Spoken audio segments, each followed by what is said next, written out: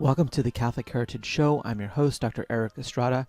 In this show, we're going to be talking about the criteria used by the early church to determine the New Testament canon. This week, we're going to be looking at specifically the principle of apostolic origin. We're going to be talking about not only this principle, but many others in the weeks to come.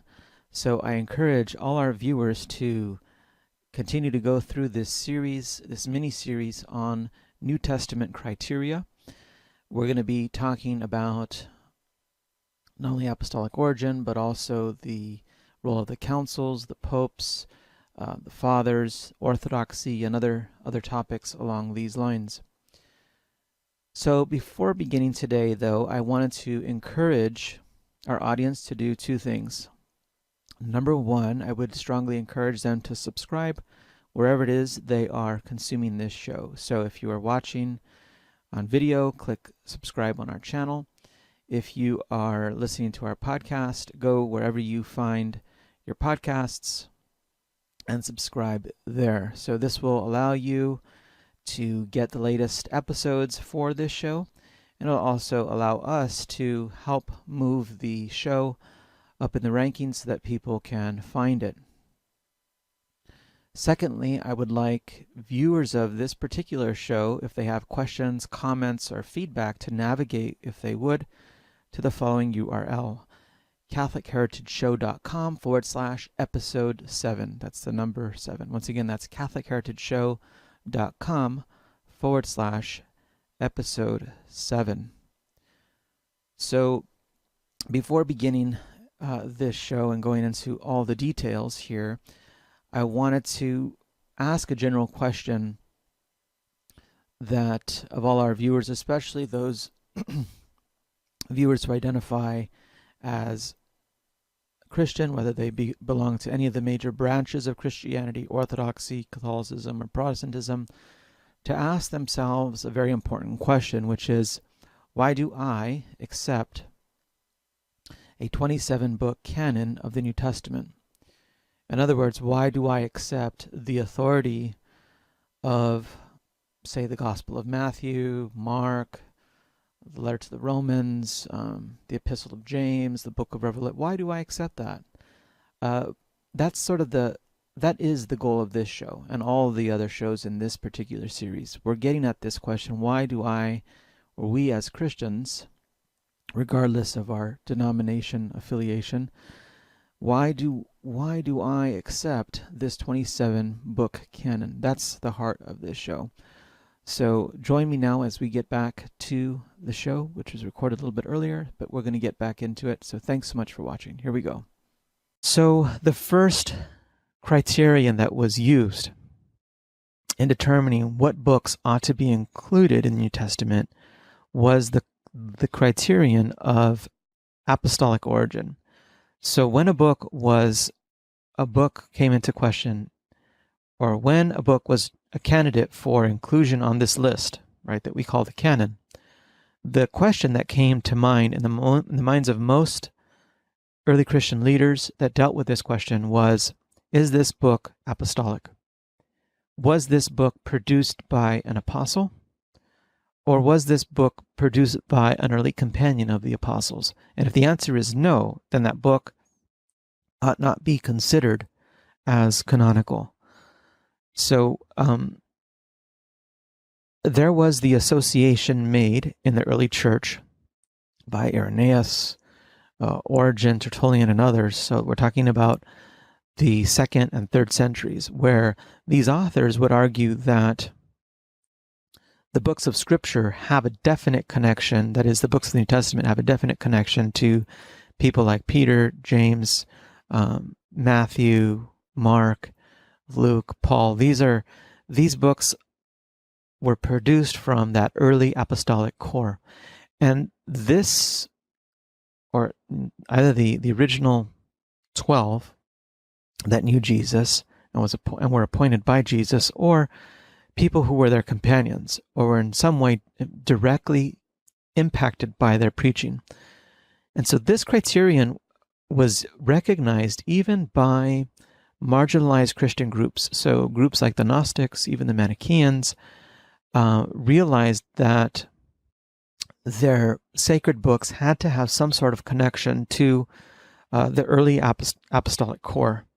And so you find, for example, in the Gnostic writings, some of the ones discovered at Nag Hammadi, that the attempt to associate their books or to put these books off as compositions drafted by or created by some of the earliest followers of Jesus, whether they be apostles like Peter, James, John, and others, or the earliest followers of the movement like Mary Magdalene, Nicodemus, and others.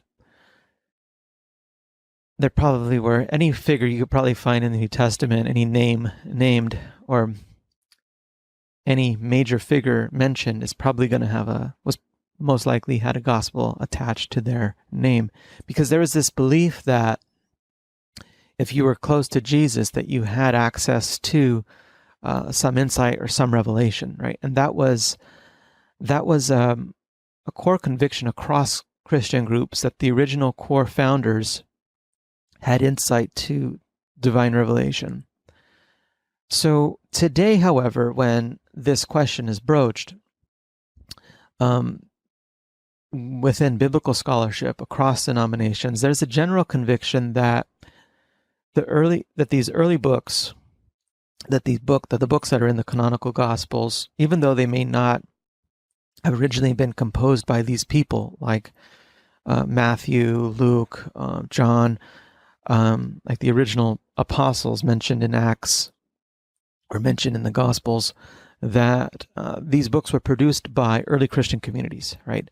Communities which had their origins in the apostolic preaching or even the preaching of Jesus in the first century. So the Gospel of Matthew, for example, is not, in most circles, most scholarly circles in biblical studies, whether regardless of denomination, is associated with a community, an early Jewish Christian community, even though, if not necessarily with Matthew per se. So today, this sort of apostolic origins criterion is sort of much more elastic, much more broad than it was understood by the earliest proponents of this criterion.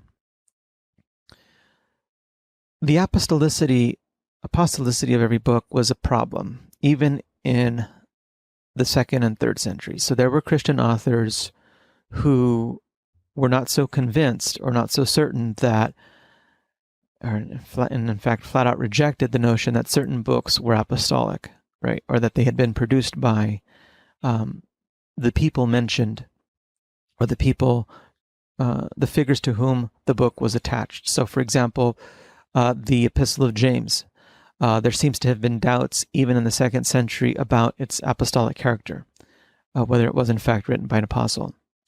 The Epistle to the Hebrews, had a mixed reception. So Jerome writing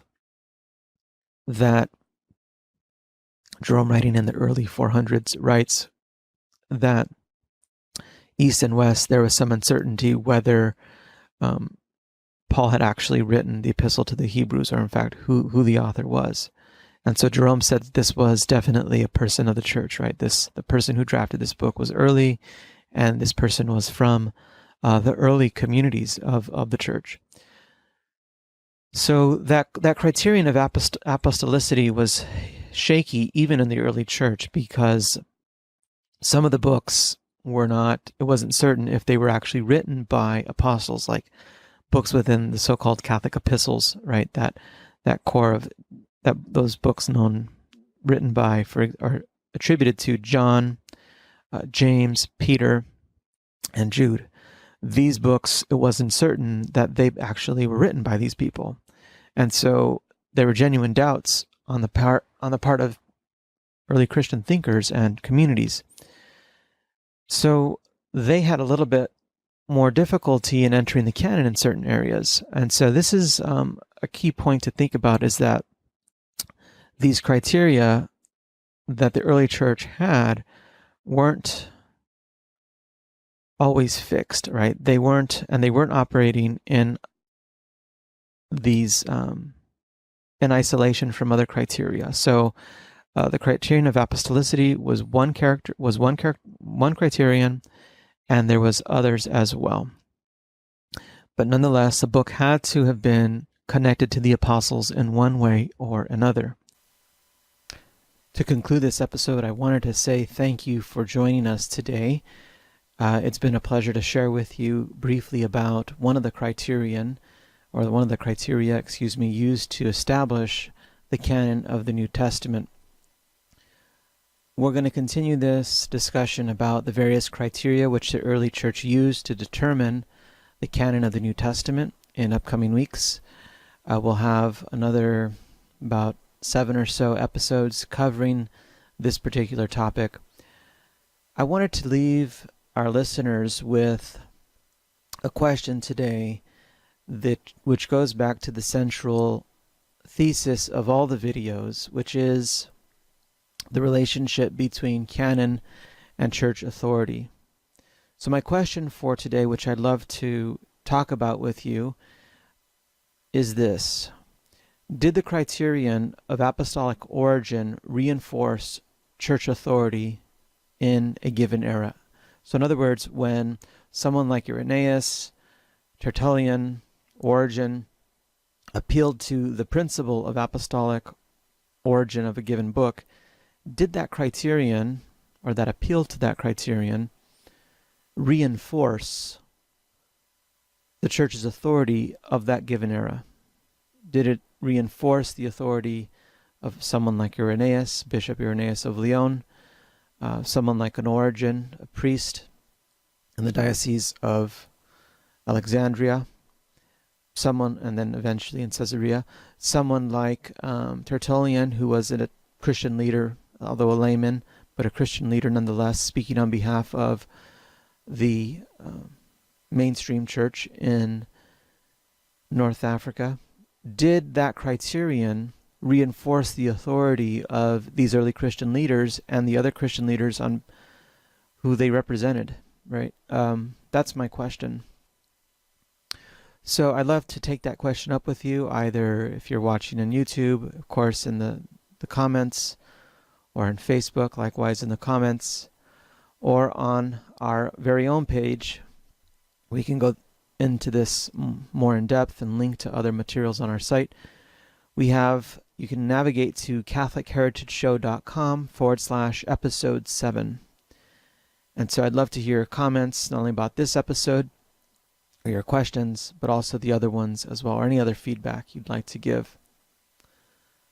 So I want to close by encouraging everyone to take the time to subscribe, to hit that subscribe button, whether it be in the video format or in the podcasts. We have also on our website a set of tutorials which we'll be releasing soon at CatholicHeritageShow.com/subscribe to show, which will go over all the different ways to subscribe so that you can get notified as soon as these episodes are released. So thanks so much for stopping by. Take care and have a wonderful day. Bye-bye.